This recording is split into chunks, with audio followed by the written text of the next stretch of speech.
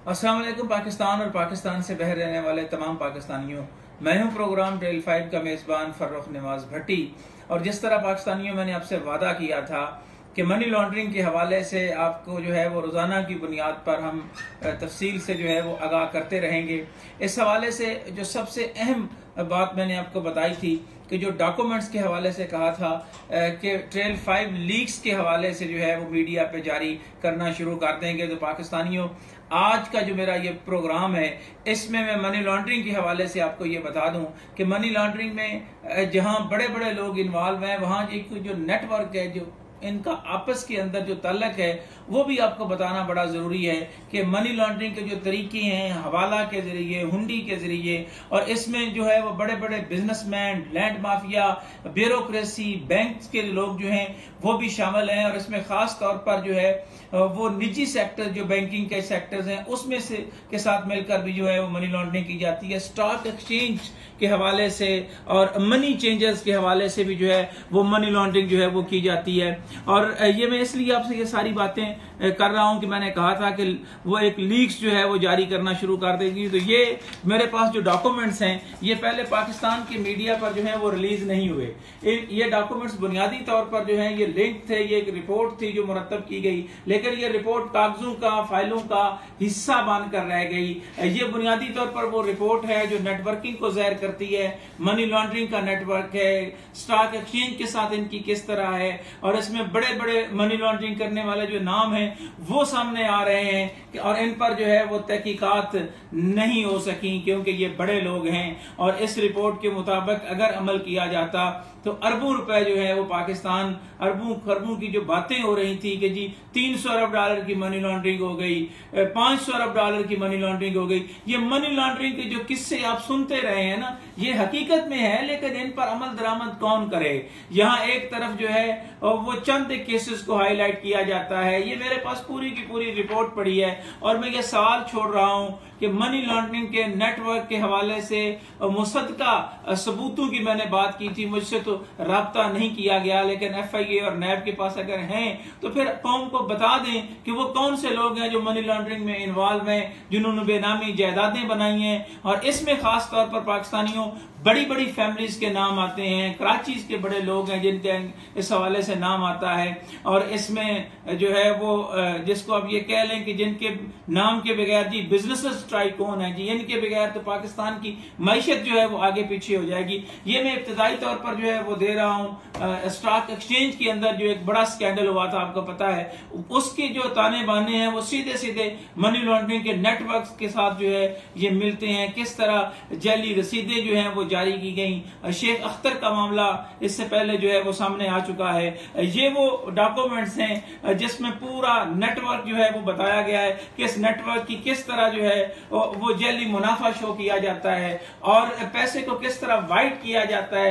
ये एक रिपोर्ट नहीं है, ये वॉल्यूम के वॉल्यूम है जनाब, जो पाकिस्तान के मीडिया पर पहले नहीं आए। इसका सिर्फ एक सफा जो है वो पहला मैं जो है वो इसको रिलीज कर रहा हूं। वो इसलिए पाकिस्तानियों के ये जो डॉक्यूमेंट्स हैं ये मैं चाहूंगा कि चेयरमैन नैब, FIA के DG की सतह पर जो है वो दिए जाएं, क्योंकि इस तरह बहुत सारे जो कारीगर हैं वो यहीं से सोशल मीडिया से डाउनलोड करके अपना चूरन चलाना शुरू कर देंगे। तो मैं उनसे ये जरूर कहूंगा कि बजाय इसके किसी चीजें जो हैं वो आप चोरी करें, जरा मेहनत करें। मेहनत करने से चीजें मिल जाती हैं। ये वो डॉक्यूमेंट्स थे जो मैंने आपसे वादा किया था रिलीज करना शुरू कर दूंगा। और इसमें मनी लॉन्ड्रिंग के हवाले से जो 25 से 50 अरब की मैं मनी लॉन्ड्रिंग की बात कर रहा था, उसमें ये नेटवर्क पूरी तरह इन्वॉल्व है।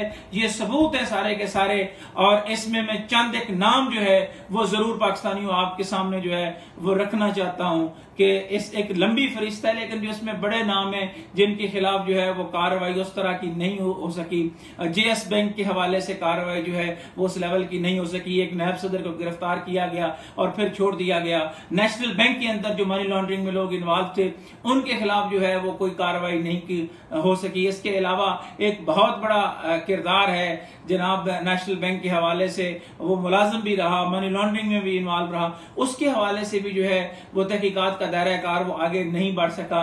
इसी तरह जो है वो मलिक एक्सचेंज के हवाले से जो है वो आगे नहीं बढ़ सका। और यहाँ मैं आपको ये भी बता दूं कि मलिक एक्सचेंज हो, सेफको हो, और जितनी मनी लॉन्ड्रिंग के हवाले से जो बड़े बड़े नाम आते हैं, उसमें जो है वो मैं आपको ये बताना ये चाहता हूं कि ये बहुत सारे जो आपस में एक दूसरे पे इल्जाम लगा रहे होते हैं, असल में तरीका वारदात सीधा सीधा ये है कि ये पैसे कहां से आए। जिस तरह मौलाना फजल रहमान की जायदादों के हवाले से मैंने खबर ब्रेक की थी और उस हवाले से बातें होने लगी कि जनाब देखें जी मौलाना साहब के पास तो बिल्कुल कुछ भी नहीं है, तो मौलाना इसी तरह वजाहत कर दे, अगर आमदन से ज्यादा सासे नवाज शरीफ ने बनाए हैं, दीगर ने बनाए हैं, मनी लॉन्ड्रिंग की बार बार वजीर आजम बात कर रहा है, तो थोड़ी सी नजर जो है वो इन डॉक्यूमेंट्स की तरफ और नेशनल बैंक के जो इस वक्त सदर हैं आरिफ उस्मानी, उनके हवाले से हाई कोर्ट में एक पिटीशन है जिसमें कहा गया है कि नाइजीरिया में वो जब सिटी बैंक के वहां पे जो है वो एमडी थे, वो मनी लॉन्ड्रिंग में उन पर फर्द जुर्म ऐद हुई है। तो अगर इस तरह के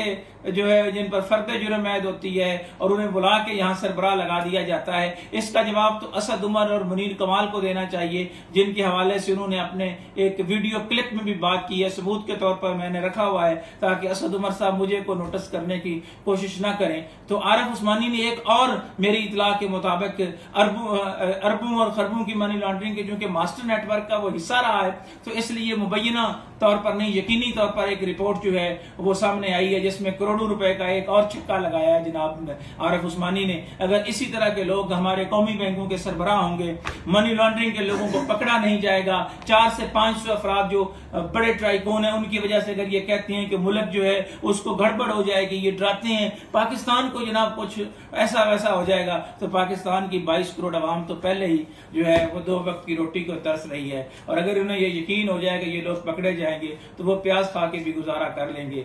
लेकिन जब तक ये मनी लॉन्ड्रिंग माफिया, ये लैंड माफिया, ये ऑयल माफिया, ये इनका नेटवर्क, इनकी आपस में गठजोड़ रहेगा पाकिस्तानियों, उस वक्त तक कुछ नहीं होगा। उम्मीद करता हूं कि इसी तरह जो लीक्स के हवाले से डॉक्यूमेंट्स हैं, जो इन्फॉर्मेशन है, अब तक पहुंचाता रहूंगा, और अदारे जो मनी लॉन्ड्रिंग के हवाले से दावे कर रहे हैं वो इस पर शायद कभी ना कभी तो कार्रवाई करेंगे ही, क्योंकि हमारा काम खबर देना है, हमारा काम अमल दरामद नहीं है, ना ही हम जज हैं, ना ही हम एग्जेक्टिव हैं कि हम उस पर अमल दरामद करवाएं। ये अपना फर्ज था जो मैंने अदा किया और ये करता रहूंगा। इन्हीं ख्यालात के इज़हार के साथ प्रोग्राम ट्रेल 5 के मेज़बान फर्रुख नवाज भट्टी को एक और वादा वफा करने पर शहर इक़्तिदार, जिसको मैं शहर कूफा का नाम देता हूँ, वहाँ से इजाज़त दें। अल्लाह हाफ़िज़।